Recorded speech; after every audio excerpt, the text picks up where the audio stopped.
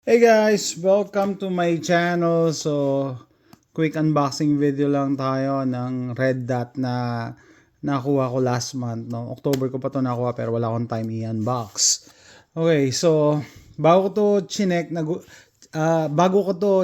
out, tinignan ko talaga yung presyo kung totoo kasi nabili ko lang to ng $39 sa Botac Tactical. B-O-T-A-C-H.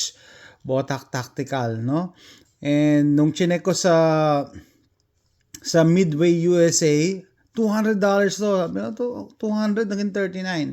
Tapos ngayon, available pa rin siya sa Palmetto State Armory, $89.99. Okay, so what are the specs? Ayan, 2 MOA, 1x magnification, waterproof rating niya IPX7, battery CR2032, and ayan, precision aiming, target acquisition, blah blah blah. Ito importante dito, 11 brightness settings, energy saving display. So yun, maganda, matipid sa baterya. The ZRD1 has a low power OLED display that allows for extended battery life. Boosts a 22,500 battery life. Ganon. 6061 T6 aluminum housing, and so forth. So without further ado, buksan na natin to. Naka-jackpot ako sa $39. Duda pa ako kung sale. Sabi ko, sale ba talaga $39? No, dating 200. Pero ngayon sale siya sa Palmetto State Armory ng $90.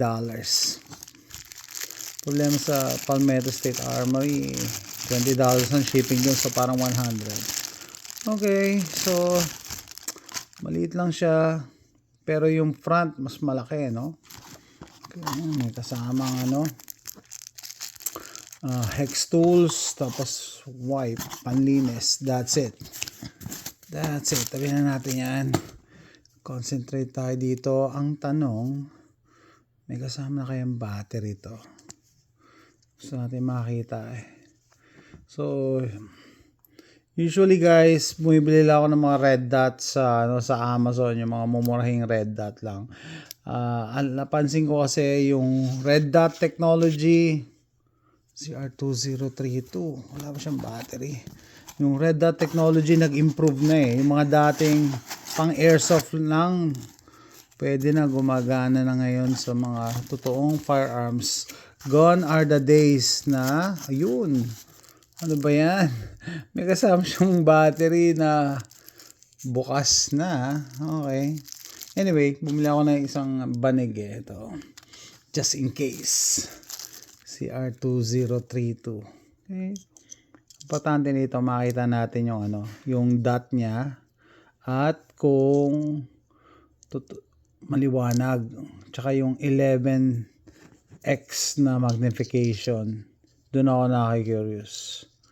Sakto tomorrow, magpupunta kami sa range, no? Nag-iisip pa nga ako na dadaling kong baril. So, probably, yung Rock Island Armory na TM22, hindi ko pa napuputok yun. Tapos, ito, ilagay ko sa ibabaw. Ano ba yan? Come on, ayaw kumagat. Ayaw kumagat ng thread ba dahil handinan.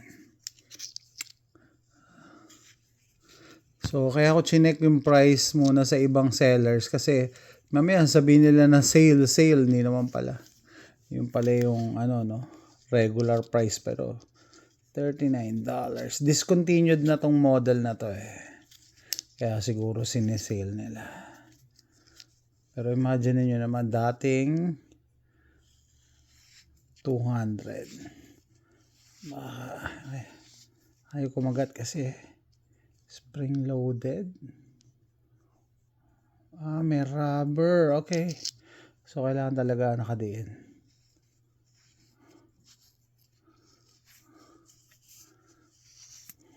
Kailangan nakadiin. There you go. Ayan, tignan natin. Ano ba? Tignan ko nga. Meron na. 3, 4. May nakikita ba rito? Yun. Patayin natin ilaw. 11 brightness settings daw eh. Ano to? Ayan. 4, 5, 6, 7, 8. 8 lang ah. Sabi 11. Atras natin. Ito yung pinaka-bright niya, no? Which is, I like it.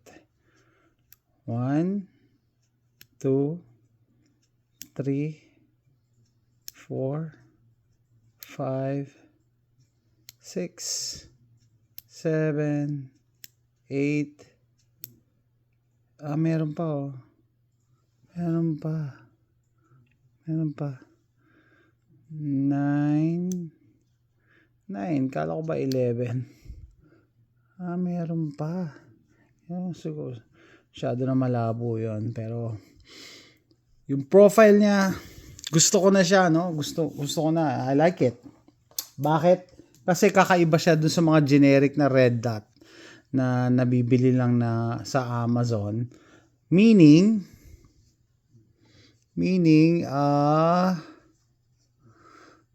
alam nyo ba yung usually ginagawa nila, generic na red dot, tapos iniiba-iba lang yung pangalan, lalagyan nila na ibang brand. Pero ito, ngayon pala ako nakita ng ganitong design, X-Vision, red dot ZRD1.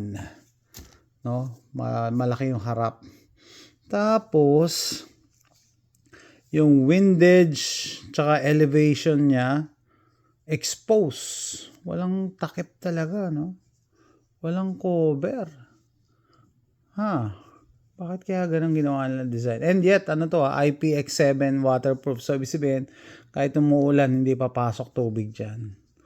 Nakakagulat lang bakit hindi nila nilagyan ng cover. Pwede naman lagyan kahit plastic eh.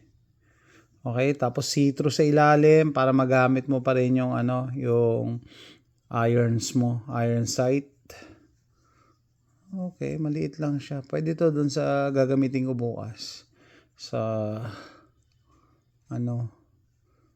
pwede siya. May ilaw pa ba ako? Pwede siya dun sa Rock Island Armory TM22. Sakto.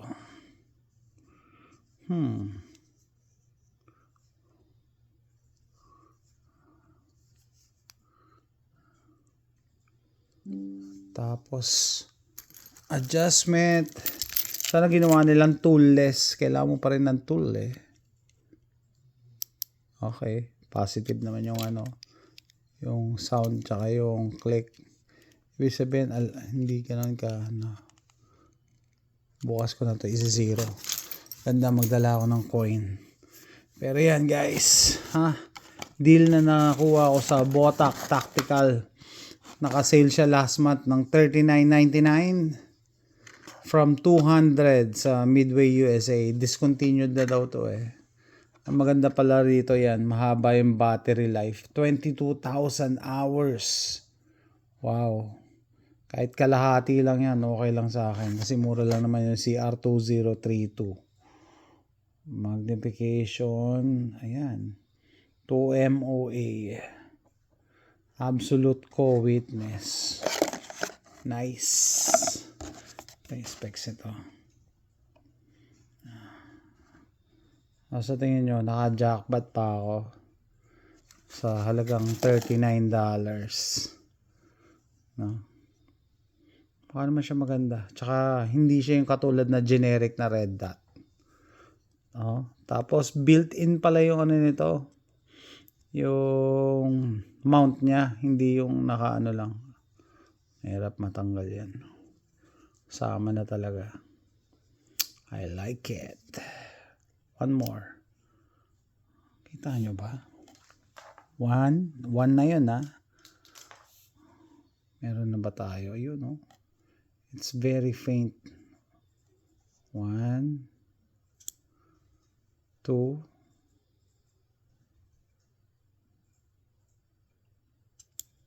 3, 4, 5. Siguro 5 pwede na. 6, 7, 8, 9, 10, 11. 11 nga. Okay. Masyado na maliwanag. 2, 4, 5, 6, 7, 8, 9, 11. Masyado lang ano yan. Okay guys, abangan nyo na lang performance nito bukas. Punta kami sa range. Sama yung dalawa kong kaibigan. Discontinued model. Nakakuha ko sa halagang $39. X-Vision Optics ZRD1. Yan yung product code. Thanks for watching. Bye.